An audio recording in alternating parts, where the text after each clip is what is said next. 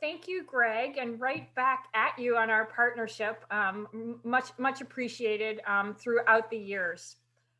Good afternoon, educators. Thank you for being with us this afternoon, and kudos to each one of you for all you are doing to support your students during these trying times. You've been on the front lines of societal transformation brought about by the pandemic, and we're here to extend thanks for all you have done to keep America's young people on a path to achievement through perseverance, entrepreneurial muscle, and vision for the future.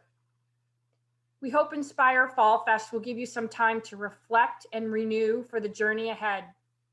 I also want to recognize our partners and stellar team at Young Entrepreneur Institute for living the values of the entrepreneurial mindset and pivoting the conference to virtual in this unusual year filled with challenges. So thank you to the YEI team.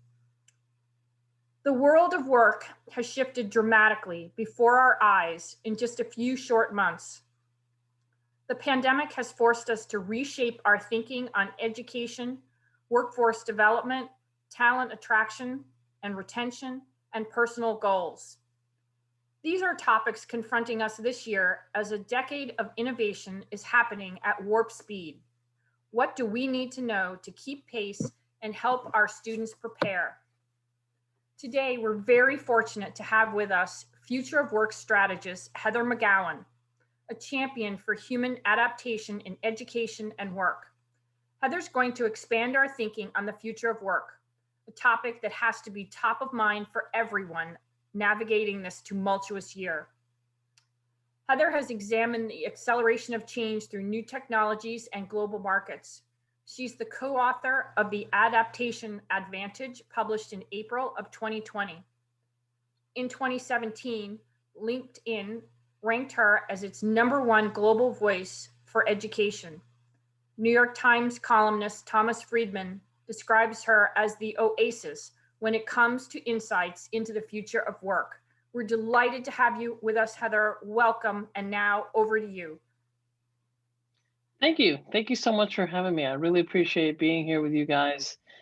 Difficult time in our country, difficult time in the world, navigating through a lot of stuff. And my heart goes out to all the work you guys are doing for young people. I've prepared a presentation for you guys. It'll be about 35, 40 minutes, after which we'll do some Q&A. So let me just, without further ado, get started here. So I've put together some key points. I'd like to know what I'm thinking before we go through sort of what will be a bit of a torrent of information. First, we're experiencing the greatest velocity of change in human history, and the pandemic is actually acting as an accelerant. And its speeds of which we're having difficulty wrapping our brains around. I want to unpack that a little bit for you.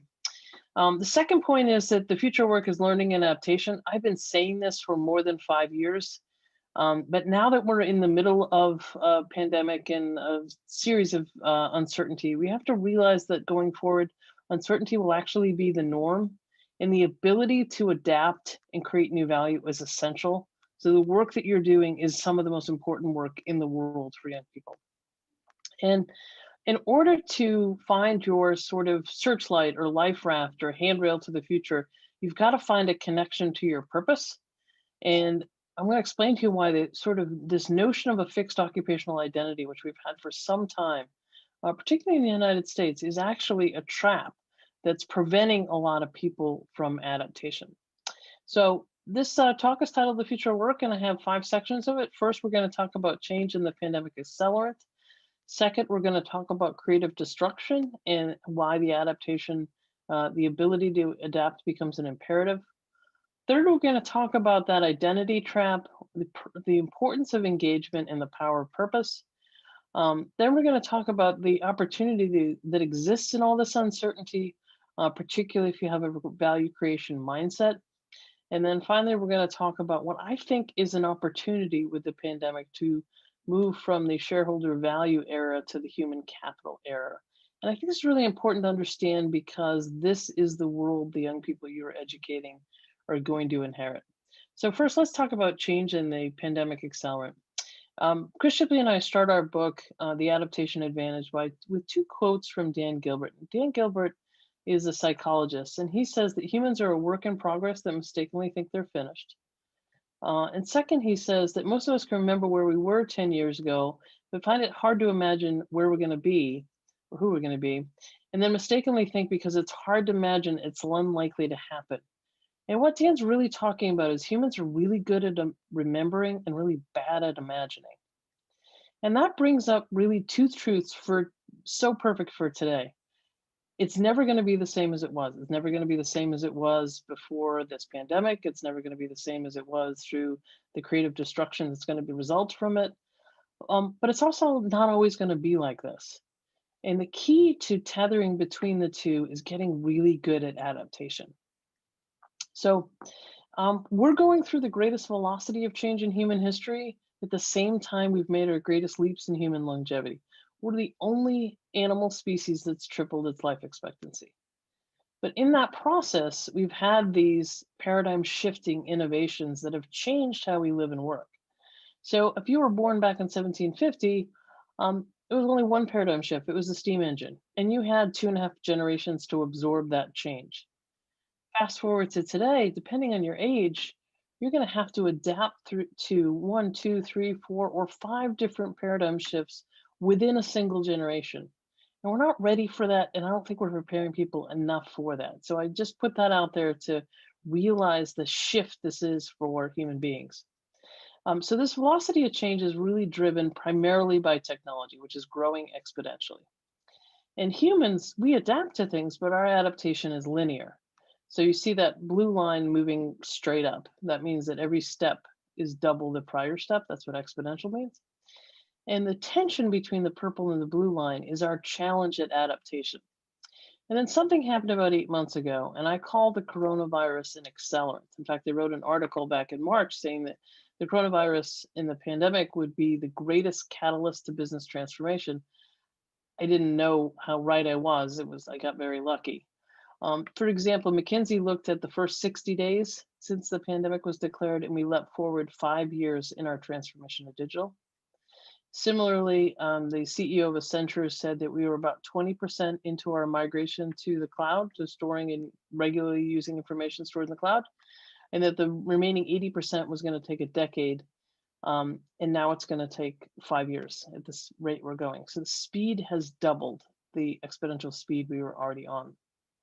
And even if you just look at the first 14 days since the World Health Organization declared this a global pandemic, and I call that BC, before coronavirus, if we look and just stop and think for a second at how we've changed who works, what we do, how we do it, and where we do it, we've done a tremendous amount of adaptation. Humans are really good at adaptation. This happened to be a forced social experiment that made us do it, but just looking at where and how we work, we can all, many of us who have digital jobs or digitally enabled jobs, we can work, learn, or see a doctor from home. There was a lot of resistance. I worked for 3 different university presidents over a decade. Each one of them told me this course won't go online, or this faculty member won't teach online. I know there was resistance in work I did consulting in the medical industry about HIPAA concerns, about seeing telepresence was dragging beyond, and then advising senior executives. So many of them would tell me, I'm not really comfortable having a distributed team. I only want to hire people who can work in New York City or Cleveland, Ohio, or Seattle, Washington, or whatever it may be. And now I talk to all of them and they're like surprised at how well it's going. So for the work you guys have already done, you have to step back and congratulate yourself. I know it's not easy. I know it's not perfect. I know it's frustrating. I know you're exhausted, but you've done a tremendous amount of adaptation for your students and in some ways for yourself. For those who cannot have the kinds of jobs we do, work is suddenly dangerous when it wasn't before. You have to wear personal protective gear to work in a grocery store. Our frontline workers, particularly in healthcare, are taking increasing risks. So we have their gratitude, we have our gratitude for them, which I hope never subsides. Everybody in any company has reworked the process. This event was reworked. It was supposed to be a live event. Everybody's adapted on that front. In the early days of the pandemic, people pivoted product lines to make enough hand sanitizer and ventilators and personal protective equipment. Companies are still pivoting their product lines to make for supply chains that were broken. Any of you guys out there who are not only teachers but also parents, you've got two full-time jobs. Parents out there, and this disproportionately falls on women, and we've got to do a better job. You have got to be exhausted, and we've got to be doing more for you. I say this to every single group I speak to, not just educators. We've got to do a better job for both our teachers and our parents, because this is exhausting. You're carrying a generation forward, and for that, we owe you our gratitude. The leaders that are doing really well out there, I think, are establishing trust and psychological safety. Psychological safety is just setting the conditions on your team so that people feel comfortable saying, hey, I have a question without being penalized, or hey, I need help without being, in trouble for it. It's setting the conditions so people feel safe to be honest about where they are. So this is a tremendous amount of stretching in a very short period of time. When people say to me, well, what are we going to do after the pandemic? How are we going to go forward? Or how are we going to go back? We're not going to go back. We're only going to go forward. And we're going to go forward with telepresence as a norm, as an option. That doesn't mean all teaching is going to be online, but it's an option. Doesn't mean everybody's going to work from home, but it's an option. Trust, those who establish trust right now are creating a tremendous amount of equity, social capital. And transparency. If you work in an organization and you're only dialing into Zoom, you don't know what's happening in your company, you don't feel a part of it. So it's really important to have that kind of transparency. So that brings me to poll question number 1. So I'm going to read it out to you. How much has your world changed since the global pandemic was declared? 1, what changed? I always worked from home. 2, some change. I always worked or taught from home, but sometimes, but now I'm 100% work from home. Pretty significant change, massive change, or none of the above scenarios apply to me. So I'm going to give you guys a few seconds to see if we can get to, I usually wait till we get to about 80% of respondents. That's usually a good enough benchmark to see how everybody's feeling.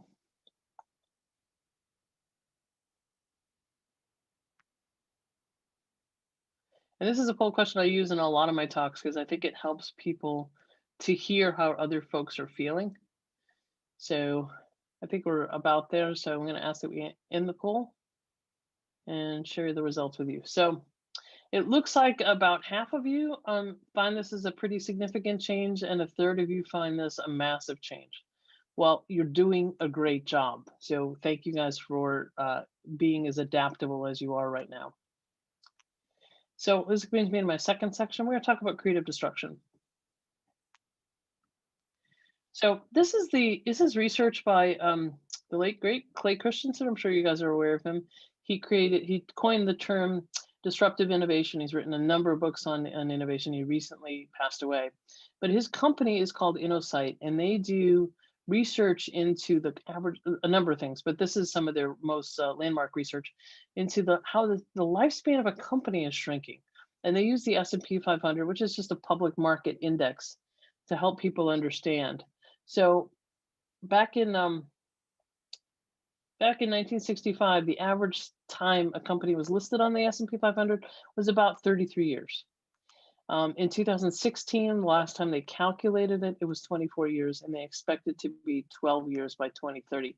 I'm going to guess we're going to get to that 12-year landmark by 2022 or 2023, because this creative disruption has been accelerated by the pandemic. And why is this? Companies aren't lasting as long. Here's a handful of them that have just gone out of business, been acquired, or ceased to exist in some cases on the S&P 500 in the last few years. Also, 52% of the Fortune 500 companies went bankrupt, were acquired, or ceased to exist in the last 15 years. We're seeing this a lot happen in retail. It's kind of the Amazon effect. It's happening in other places as well, but you guys can probably recognize that. And also, you can look at it from the product standpoint. Now, I'm a child of the 80s, so the Walkman was the coolest device when I was a kid, but it took 31 years for the Walkman to reach 400,000 units. The iPod did it in 13 years, and the iPhone did it in under 3. So that's showing you how products are scaling much faster. Not only are they scaling much faster, their lifespans are shorter too. Now, the iPod technically still exists, but what Apple did was they launched the iPhone when the iPod was still in its massive ascension. And the message here is disrupt yourself before somebody else does. When things are going really well and feel really good and you feel really comfortable, that's when it's probably time to make a change. And I show you guys these examples from the length of companies and the lifespan of products in terms of how quickly they disappear and how quickly they scale, because that's how we have to think about ourselves as well. So our brains work in two modes. This is research from Dr. David Eagleman from Stanford. He's a neurologist. He said we work in exploration and exploitation. So if you think about it like an animal will explore to find a source of food, like there are good berries in the bush over there, and then they will exploit that source of food until it's depleted. Well, businesses work the exact same way. If you look at kind of the classic S curve, you explore to find a new business model or find a new product or find a new service. And then once you find one that you think has traction, you scale it until it is either replaced by something else or it's no longer relevant. We have spent a lot of our focused attention on that exploitation phase. And a lot of our education systems are gearing people to essentially work in exploitation, reducing risk and scaling things. That's problem solving and scaling, and it's algorithmic thinking. If this, then that. If this, then that. It's not about dealing with ambiguity and uncertainty. Problem finding, which is what is the problem I should be trying to find, and how do I frame that challenge so that I can find the right solution? Take something called Searchlight Intelligence, and that's scanning the horizon and connecting dots, and it's exactly what is at the heart and soul of entrepreneurship. Essentially, we need more folks to work in entrepreneurship because the old economy S curve used to look like this. Increasingly, it's looking like this because those S curves are shorter and they're closer together, as evidenced by the lifespan of the companies and the lifespan of products. So people are launching new products, new services, and new business models really quickly. So we need more folks to get comfortable working in exploration. And the kind of mindset that most folks have is what I call the old promise when they think about their own career or their children's career or educating kids. And it's this kind of life expectancies in the 70s. Life exists in these three bands: education, career, retire. Whether you go to university or not, it's just the first 30 of your life, sufficient to get you on the career ladder, and by design, collect a pension and die a year later. We were successful here if we codified and transferred the right predetermined skills and existing knowledge in you. All that means is you want to be an X. Well, here are all the skills to be an X.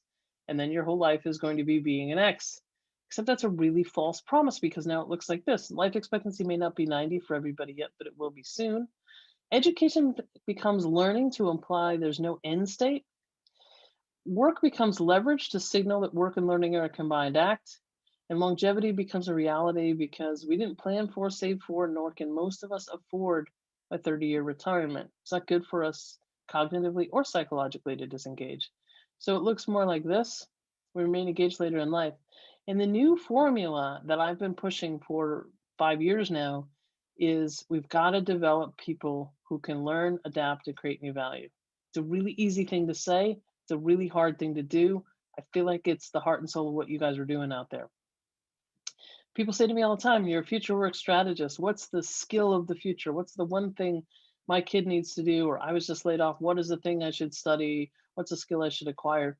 And I say, you're going to have to, over the course of your life, learn, unlearn, relearn, upskill, reskill. And the key to doing that is connecting to a sense of purpose. It starts with understanding what you're curious about, starts with understanding what you might have some passionate about. And ultimately, finding your purpose is not the domain of the trust fund babies, which it used to be. And it's not like finding a rare piece of sea glass on the beach. The more experiences you can put yourself into, the more you can pay attention to what might motivate you. Think about yourself like a product in beta and keep putting yourself in experiences and paying attention to what motivates you. So let's look at a company to get a sense of where is there a company out there that's done this really well. Now, most people are sort of familiar with the old kind of Blockbuster and Netflix story. Blockbuster went 6 billion to bankrupt in 6 years. Netflix seemingly came out of nowhere and reached 2.2 billion in 10 years. And that's where most people finish the story, but I think that's where the story actually begins. If you're old enough to remember Blockbuster, it was a video store you went to get a VHS tape. You walked in, you went right to the back of the store to see where the new releases were. You kind of pass through everything in the middle unless you had a specific niche interest in seeing an old movie. And Netflix said, we've got a different approach to it. One, we're not going to charge you any late fees, which was a big hurdle to Blockbuster. Two, we're going to ship those DVDs directly to your home and you keep them as long as you want to. And then one of the things they did that was really interesting is not only ship DVDs by mail, is they developed this algorithm called Cinematch. And Cinematch said, well, wow, Heather, you really liked Breaking Bad. Based upon that, maybe you would like to watch the Ozark series, which I'd never heard of. And it was a series of using algorithms to sort of figure out movies, TV shows, concerts, documentaries that you might want to see that aren't necessarily new so they could move more of their inventory. So Blockbuster went out of business in about 2010. Netflix started shipping DVDs by mail. You notice something, it was DVDs by mail started to decline after 2016 to 2020 when they pretty much discontinued it in 2019. Why was that?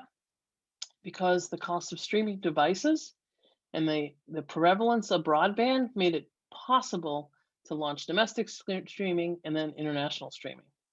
And then in 2011, they started launching original content. The reason you don't see original content as a line of revenue is you don't pay Netflix to see a single show, but you subscribe to Netflix based upon the original content that they have. So it was an investment they made to drive up revenue that wasn't directly a line of revenue.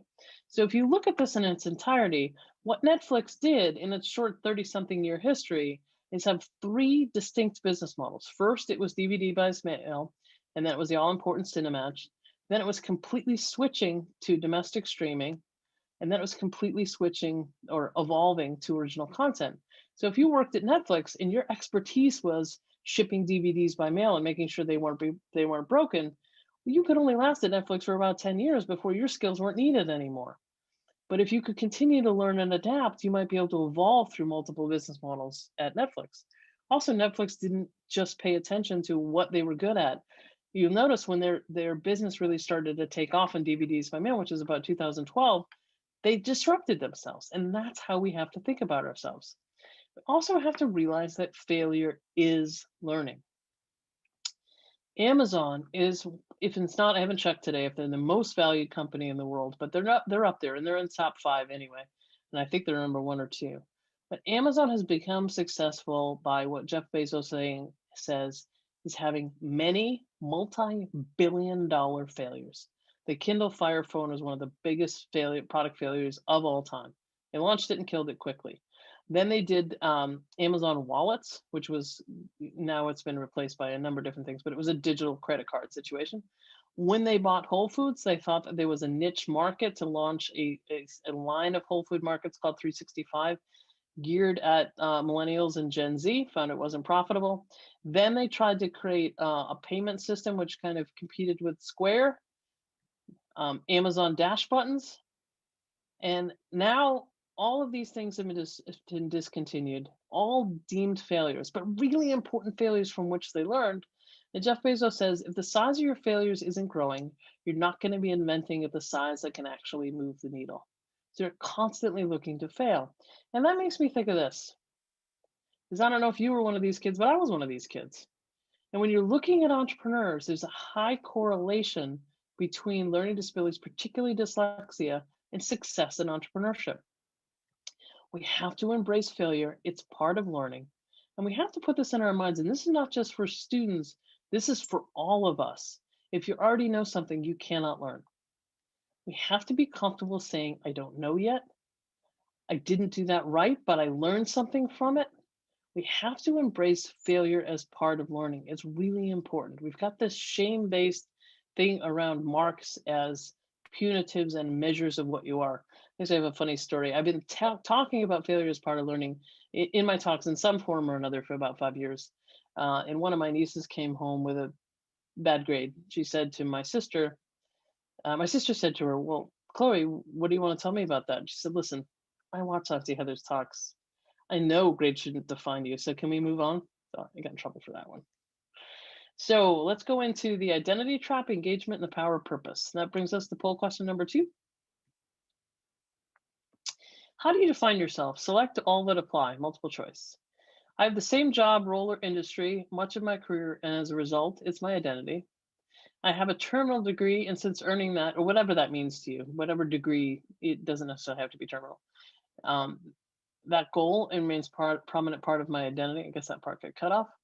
I define myself by my curiosity, person, or passion, and has led me to unexpected ways.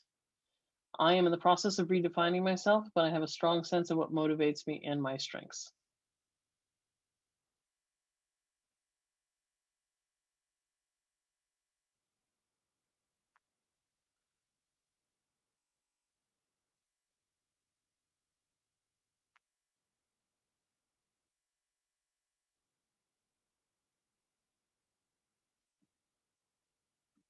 Okay, I'm going to share the rest. It looks like the majority of you that started off at about 70 or 80% are defined by your curiosity, purpose, and passion. Not surprising for a group of people who educate entrepreneurs.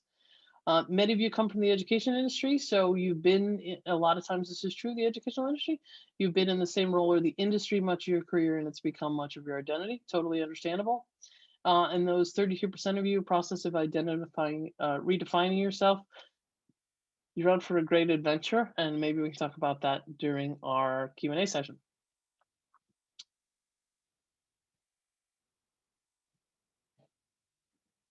Okay, now I want to talk about the pitfalls of occupational identity. So we ask young kids what they're going to be when they grow up. This is a kind of classic question.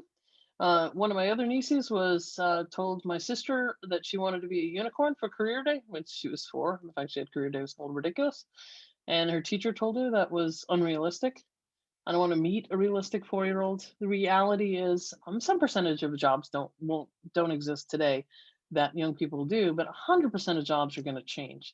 That's the reality. Ginny Rometty, the CEO of IBM, has been quoted as saying that, and I've taken that on as my mantra. Whatever you think something's going to be, it's inevitably going to be changed. Some percentage of job tasks are going to be automated. The Frey Osborne model, which had some flaws in it from Oxford, predicted in 2013 that by 2033, nearly half of all our tasks would be automated. I don't think we're quite on that trajectory, but the reality is every time we hand something off to technology, we have to reach up and learn something new. That changes our jobs. We ask university students to pick a major before they step foot on campus. This has huge social mobility implications because how do you pick a major? Pick a major based upon not only what you think you're good at in high school, what you're told you're good at in high school. High school is a very thin slice of life. I would not be speaking to you guys if I was limited to what I was told I was good at in high school. I'm sure of that. Um, Not only that, the social mobility implications of it, the other way you pick it is you look at what your parents do and your parents' friends do. If you're the first person in your family to go to college or university, then you don't have that landscape. Or it depends on, you might be shoved into an area that doesn't suit you. The Federal Reserve Bank of New York did a study and found that 27% of people work in the field of an undergraduate major. Yet we myopically focus on it, especially in high school. We focus on in K-12. We figure out in primary school who's smart and going to go into pre-college classes or advanced basic classes, and then in high school we focus on getting you into the right university, and then we spend our time in university getting you your first job. Well, turns out best research I've seen out there is by the Foundation for Young Australians. Young people graduating today at university are going to have 16, 17 different jobs across 5 different industries. Why are we so myopically focused on the first job and preventing their ability to learn, adapt, and grow, which is going to be the hallmark of their career? One of the other things we do is we focus all in the wrong place. So we have this spectrum between social emotional intelligence and cognitive intelligence, and a continuum between convergent thinking and divergent thinking.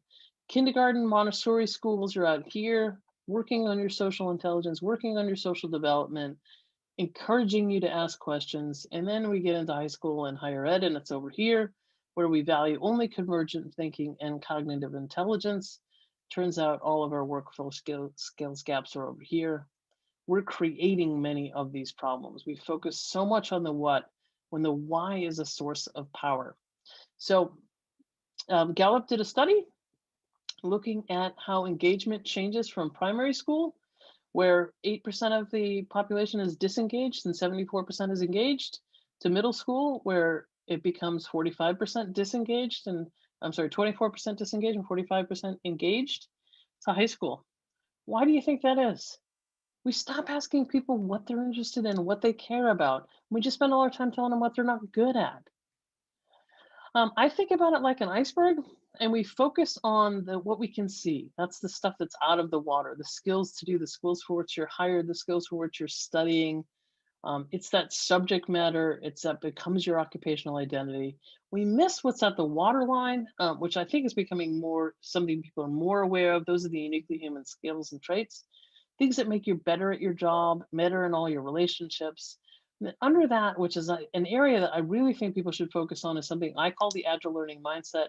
It's your ability to learn and adapt, particularly to market changes, particularly being entrepreneurial. And then the base of the pyramid is your resilient and adaptive identity. It's your understanding of your own sense of purpose. So it's a shift from talking about just what and what to why and how we do things. So a number of businesses do annual surveys or assessments of what are the top skills people need for a company to be successful and how hard are they to find. This one was done 18 months ago. Not surprising, STEM skills, digital skills, risk management, important skills, somewhat difficult to find. What I think is very interesting is the skills that were the most important and the hardest to find are collaboration, problem solving, leadership, adaptability, creativity and innovation, and emotional intelligence. These are not necessarily tech digital skills. They call this the skills battleground. And what's interesting is in 2018, it was they make a top 10 list of CEO concerns. It was number 5. In 2019, it became number 2. So as it became an increasing concern. Now in 2020, when they do this, I expect pandemic to be number 1, recession to be number 2, maybe terrorism and global unrest to be number 3, and skills to be number 4, not because they're not important, just because there are these big shifts out there. So the agile learning mindset I mentioned has 4 A's because I like illiteracy. Starts with agency, understanding that learning is your responsibility for the rest of your lives. In order to do that, you have to connect to your motivational drive and your sense of purpose. Um, and the other piece of it is learning agility. You understanding how you learn, getting better at unlearning. When learning was the first third of your life, you didn't need to know how you learned. And then adaptability. How do you deal with ambiguity and uncertainty? Moments exactly like this. How do you get better at dealing with this? Because it's going to be a lot more of this. And then the last piece of it, which I think is often the most important, is a level of self awareness. What are you good at? What role should you play on the teams? What kind of functions, what kind of work environment should you be in? What kind of boss should you look for? What kind of industries excite you? And then market awareness. Gone are the days where you can say, I have no idea what my company's business model is, but this is my little job. No, not anymore. Your company, just like Netflix and Amazon, is going to change. You have to change with it or ahead of it. So you have to understand how everybody has to understand business models. You have to understand how your company creates value and how you personally connect to that value creation and how you're going to change your skills as needed when that business model changes, because we have defined ourselves so long by what do you want to be when you grow up, what do you do, etc. We really need to flip that. I like this is Simon Sinek's sort of framing, the start with why framing. We've got to start with why. What interests you? What drives you? How? What are your superpowers? What are your unique abilities? How are you going to continually to grow those across your lifespan? And then that leads you to your what. That's how you apply your gifts aligned with your purpose today, and that's how you're going to get across those 5 or 6 different industries and those 16 or 17 different jobs. Starting with why, understanding your how gives you much more agility. So now let's talk about the uncertainty opportunity and why you need a value creation mindset. So we have had in this country in particular a value you bring mindset where we have people show up and say, where's your resume? Where's your CV? Show me your credentials. I value your past experiences. I value that you have answers to known problems. To the value create mindset, and this really has entrepreneurship at the heart of it. It's an entrepreneurial mindset, it's continuous learning, it's having a beginner's mindset, it's learning over knowing, and it's having really good questions and insights as being as important, if not more important, than having the right answers to known problems. And that's the difference between kind of wearing a name tag that says, hi, I'm defined by and potentially limited by my job, to hi, I have agency and I'm driven with a sense of purpose. Which one of these folks would you want to hire? Exactly. We obsess with stars top student, the top employee, the top idea. And we have to understand that we live in a world that is weak link, not strong link. So the strong link theory is like a game of basketball. If you have Wilt Chamberlain on your team, which is this gentleman here for the Lakers, whose record still has not been broken, he scored 100 points in a game. If you have Wilt Chamberlain on your team in a game like basketball, it doesn't really matter who the other people are because he can score all the points. But if you were lucky enough to have Megan Rapinoe on your team, she's the purple-headed soccer star there who helped us win the World Cup last year. I think it was last year. She needs all her other players because the ball goes through so many different people's feet before it hits the goal. And that is increasingly the way work is. It's also the way learning is. We learn best together. We make our best strides in collaboration. There's been a 50% increase in collaboration and work over the last 2 decades, and that's going to continue. It's a weak link kind of sport. We need stronger teams, not more stars. It's not the stars that get things done, it's the strong teams. And we tend to focus on ourselves as individuals and what we do and get really good at it, like this gentleman bouncing the basketball. And I was inspired to include this because Major General James Johnson, who recently retired, but he was the executive director of human resilience for the Air Force, told me he does this exercise with students that he works with as well as adults. He makes them wear something, this is actually a product, but he doesn't use the product, he makes them himself. He makes them not be able to see the basketball they're dribbling because he wants to make people aware it's not just the task you're doing, it's searchlight intelligence. It's scanning the landscape. It's being aware of what's happening around you. Most of what you're going to do is in concert with other people. It's situational awareness. So we've got to stop staring at the basketball we're dribbling ourselves, almost block our eyes from it, and look out there and see what our other teammates need. This brings me to my last section before we go to questions, and that brings me to poll question number 3. Your adaptation. What do you find most challenging about the ideas I presented so far? Select all that apply. 1, keeping up with the pace of change. 2, unlearning. I'm afraid of letting go of processes. 3, identifying who I am. Identity, who I am if my job changes. 4, being vulnerable. I'm concerned if I share my vulnerabilities, I would be penalized for it. 5, I don't find it challenging. I embrace many of these changes, although it's not easy, or none of the above.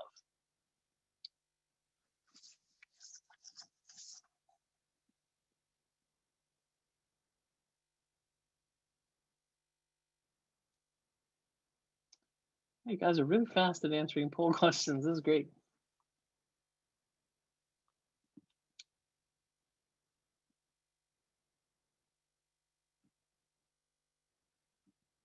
Okay, so it looks like number 1 is keeping up with the pace of change. I hear you. I'm challenged by it myself. We all are. Unlearning. It is tough to let go of processes when you become reliant on them. Identity, that's particularly true if you've been in the same job or industry for a long time. It becomes part of your identity. Being vulnerable. We weren't raised, most of us, to be vulnerable, particularly as leaders. But I think it's an incredibly important and valuable area for leadership. And great for those out there, the 35% of you who do not find this challenging at all. Okay. So, at the moment we're in with this sort of global pandemic and world events and uncertainty in leadership, well, that was interesting to look back at where we started as a civilization. And famed cultural anthropologist Margaret Mead was asked, what was the earliest known evidence of a civilization? Was it, clay pots or hunting tools or religious items? And she said, no, it was actually a 15,000-year-old healed human femur bone. Because if you break femur bone's your thigh bone, if you break your thigh bone, you can't hunt, you can't fish, you have to be taken care of by others. And Dr. Mead says that is the earliest known evidence of a civilization. And this kind of pause or reset or whatever you want to call the pandemic we're going through, I think is an opportunity to heal more femur bones, physically, psychologically, cognitively. And it's also the opportunity to unleash more of the potential of humanity. And I think that we need to think about how we live and work like surfing. And I think this is an opportunity to shift from just thinking about myself, me, to thinking about us, we. Now, this particular picture, which I really like, is the most people ever on a surfboard, Guinness Book of World Records, 2015, Long Beach, California. There are 47 people on there, and they lasted 12 seconds. If you ever surfed before, this is an incredible feat. And I use it because I think makes me think about a couple of things. The only way we're going to end this pandemic is by getting to some sort of herd immunity. Now, I'm not suggesting at all we let everybody get sick. That's how these things end. These things end when the virus runs out of hosts. And the virus runs out of hosts when it can't infect me, so I can't pass it on to you. One way to do that is masks and social distancing. Another is with vaccines. And we wear masks for each other. I get vaccinated probably for me, but I also get vaccinated for you. That's a shift in thinking not only about myself, but thinking about others. As I mentioned earlier, we've got a 50% increase in collaboration at work. Much more of work and learning is like this, balancing my movement affects your movement affects my movement, become much more aware of each other. And it brings up that African proverb, if you want to go fast, go alone, you want to go far, go together. I think this is a moment we could go far together. There's been a tremendous amount of focus on how much reskilling we need to do with the workforce. And I think it's important to think about it, even though you're educating people who are not yet in the workforce, because reskilling is now going to be a norm, but it's going to be more like this. I think of reskilling as just updating off software on your phone. It's going to be a way of life. Right now, the World Economic Forum says that we need 50% of our workforce to reskill by 2025. That's just over 4 years away. That's insane, and that is accelerated by the pandemic. I believe we have to think about this era we're entering as the human capital era, where we need to focus on 100% of our society investing in getting the most out of humans, and not necessarily just by codifying and transferring predetermined skills. So it's just saying, oh, we need more coders, or we need more data analysts, or we need more cybersecurity experts. Where is it we can invest more in developing the uniquely human skills? Creativity, collaboration, divergent thinking, all the things that help you become better entrepreneurs. Because I think the potential impact is reskilling helps us respond to the known, but human capital allows us to explore the unknown. And there's so much unknown for us to explore. So with that, I want to kind of wrap up with the key points that I want to revisit. First, I want to say that learning is the new pension. That's an expression I use. It's how you create your future value every day. And I'd also say ABL, always be learning. Second, a purpose-based identity is the approach we need to have, and a focus on the value that you bring. The will to acquire multiple skills and create new value is the mindset we need to instill in folks. And I do think the pandemic is an opportunity. I think the human capital era is upon us. I mean, I could go into a whole deep dive about how we're leaving the shareholder value era and we're entering the human capital era. But I am very optimistic about what humans could do and will do, particularly this next generation that you're educating.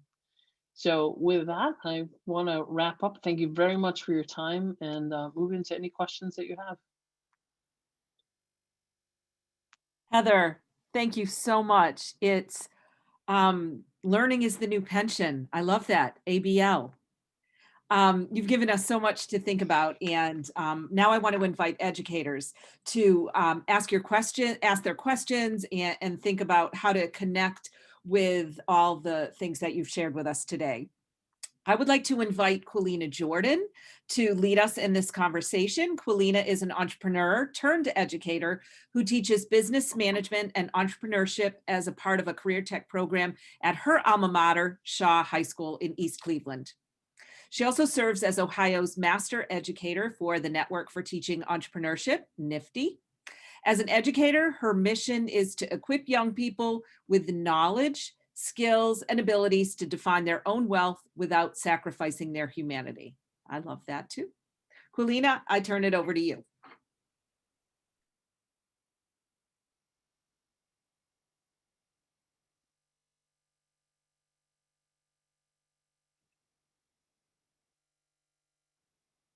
All right, thank you so very much. Good afternoon, everyone. How are you doing? Give me some thumbs up. Yes, wonderful, wonderful, wonderful. So thank you so much, Heather. I think my first question goes to you giving kudos to the parents and the teachers in the room. And I was thinking about how can we, and guardians as well, how can we prepare our young people to become these new thinkers, these new adapters? Like what activities can we put them in, or just kind of how can we mold them? You actually probably could just ask them what they're already doing. You'd be surprised at how much they're already finding on their own, not necessarily technology activities, but they're finding, YouTube hacks, and they're making things, and they have the ability to find out so much more about what they're interested in with technology. Find out what interests them. What is the funnest thing you did in the last week? What was a great question you had at school? Not about right answers, but about great questions. What is it you wish you had more time to do? What are the things you have questions about, you want to explore more? Maybe we can explore them together, because a lot of times it doesn't fit into a subject matter, doesn't fit into a class, but they have inherent interests. And a lot of times what we do in education, I know it particularly happened for me, is that we just squash all that enthusiasm and curiosity out of them, because it's all about right answers on a predetermined set of things that might be really arbitrary to their future. So some of the really cool places I've seen is the lab school out in California. It's pretty rarefied, but they organize kids by independence level rather than age. They all have to work through competencies. They all have to teach as well as learn, and they all have passion projects that they have to be self-directed on. So that kind of approach, where as much as we can do it within the confines of our, accreditations and regulations and all that sort of, in barring your time, just ask them what they're interested in. All right. Thank you very much. I also would like to just invite our guests and our audience to post any questions they have in the chat, and we can get to those as well. And I think my second question is still going to kind of be along the lines of, what can folks do? I'm thinking I've been teaching, I guess, almost about 15 years now, and I've been in this position for a minute, and I try to grow professionally, but I wonder at times, what things can be done from administrators to create a culture for teachers to learn, for entrepreneurship educators to grow, kind of versus that required PD that everyone gets every year. Yeah, and one of the things I have to say every time I speak to educators at every level, from K-12 up through universities, is you guys aren't normal. That's the first thing to realize. Most people do not spend an entire career in an industry or in a same school district or in a same job, or go into the field that they might have studied undergraduate. That's not the norm. So most of the people you're educating are not going to have the experience you have. So you have to think about, how do I help them become more adaptive or resilient to change? And so I think sometimes with teachers, rather than send them to one more conference to do this or that, have them go out and have a work experience, an externship to go into a company, even if it's only a few days, or go in and experience what the world outside of school is like, what the realities they're going to face that their parents are facing. Maybe your spouses or your partners or the people you live with have these experiences. Maybe not. Maybe you're living with another teacher and you both live in the teacher world. It's different out there outside of the field of education, and it's important to understand that difference. So I would encourage you to be really creative about, I built a college focused on innovation at a university that was about 10 years ago. And I made all the faculty members come out and have these kind of wild experiences where they had to deal with uncertainty and unanswered questions, and an unstructured day. I took them into a design consulting firm where they had to invent something, but it was all filled with ambiguity, and it was probably one of the best things that ever happened to them. And we just did that in a couple of days. So you can do things in a couple of days even. Yeah, I think a few years ago here in Ohio, there was some conversation about using externships as a way to renew licenses for teachers. So I thank you for bringing some attention to that. One of the other questions that just kind of came up was how can we convince traditional teachers who are kind of stuck in their own methodologies to try more entrepreneurial teaching methods? And the comment was about project-based learning, active learning, inquiry-based learning. Mm-hmm. I don't know the things you're against, things you're up against rather. Um, do you give teachers opportunities to try things even when they fail? That's the only way you're going to get some of these. Jeff Bezos did not get to Amazon Alexa. I better not say that. She might start talking to me over here. Didn't get to Amazon Alexa and Prime Delivery and all that other stuff by not going through a series of very large scale failures. So our tolerance for failures is going to be directly connected to our ability to evolve, innovate, learn, and adapt. So do you have and is there a way you can trial balloon something in sort of a short course or a classroom exercise or whatever it may be? Yes, more inquiry-based learning, more project-based learning is really important. Thank you. So if I go back to one of your slides, you had a graph and it looked like a 4-quadrant piece where some of the skills that were difficult to find, and then some of the ones that were difficult as well as but high in demand. Yep. And so then I started thinking about, is not that there's a perfect person, but how would we assess someone in that environment of, okay, this person had this much leadership, they probably need a little more leadership, or we need a little more creativity here. How do you assess that, or how do you grow it? Well, I think one of the things we have to start doing is stop screening people for all the things that you need them to do today based upon doing things before, because you're going to get somebody who does what you needed them to do yesterday and not what you're going to need them to do tomorrow. So much more screening folks based upon, do they believe what you believe? Do you have shared values? Do you have a shared way of working and operating in the world's otherwise culture? Do they have a baseline of credentials that they can do some of the things you need them to do today? But do they have a real desire to learn and adapt? Because I've talked to companies from Amazon to Google to Apple, all those companies out there, and many other non-technical ones as well, who say, we realize that by the time we finish our screening process, the need we had probably changes. So we can't screen people for jobs we need today because we're really screening people for jobs we needed yesterday. We need to look for people we want to have learn and grow with us. And so whether that's some leadership skills they need further development on, some more comfort with ambiguity, increasing their digital skills, whatever it may be. Okay.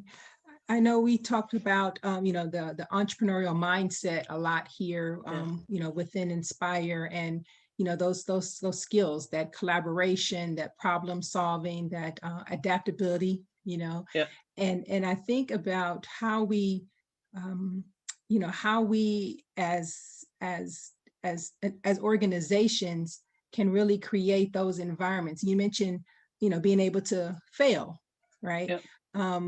And I thought about students that are kind of in these high stress environments in terms of like AP classes and honors, and the super chicken example that you put in the book.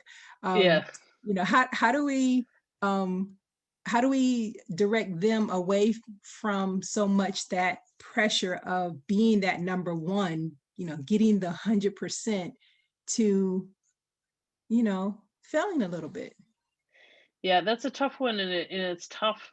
Sometimes, there are personalities that are just really driven to being more comfortable when they feel like they're performing, quote unquote. There are fields that they may go into that may have some of those parameters on that. Students who may want to go into the sciences and they know they're going to go to graduate school, and you only get into graduate school if you have a certain GPA in undergrad. There are certain, I can't deny that there is a force continuum out there. My own undergraduate degree is in industrial design, which is really design thinking and design strategy, we need to infuse a lot more into that because design thinking and entrepreneurship go hand in hand.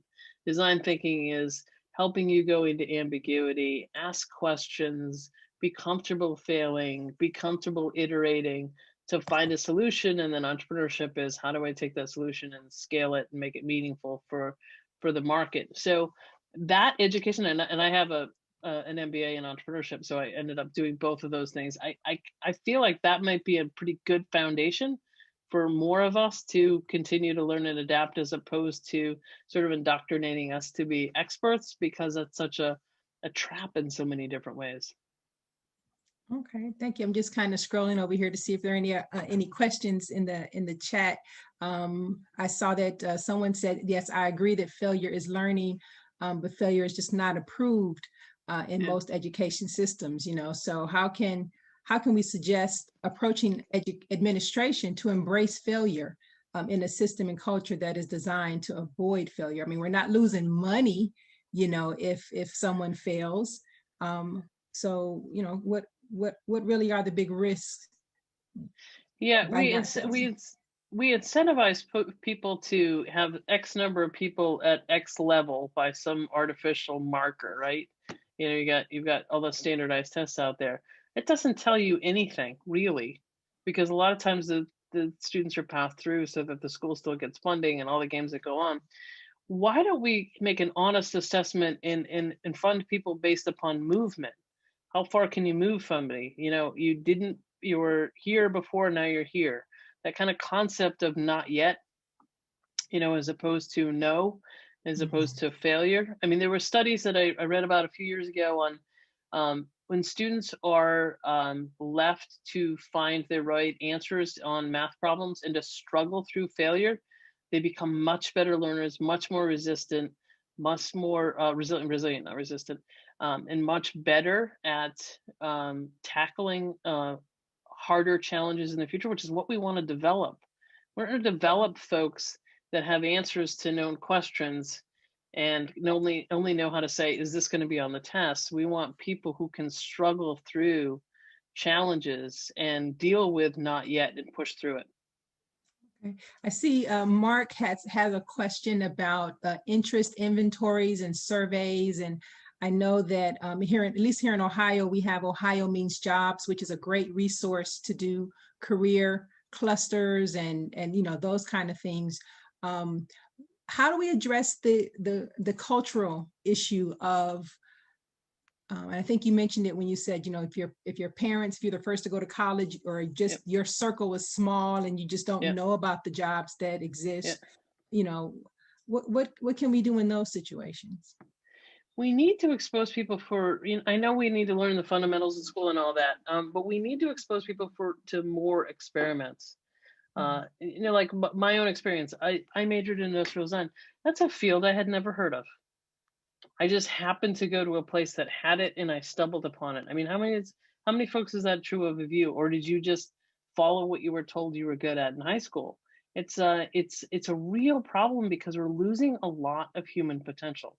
We're losing a lot of people who do not know that there's a whole host of things they could be good at, they haven't been exposed to, and there's this feeling of being defined by your failures in a system that's focused on failures, as opposed to inspiring folks to connect to things that motivate them.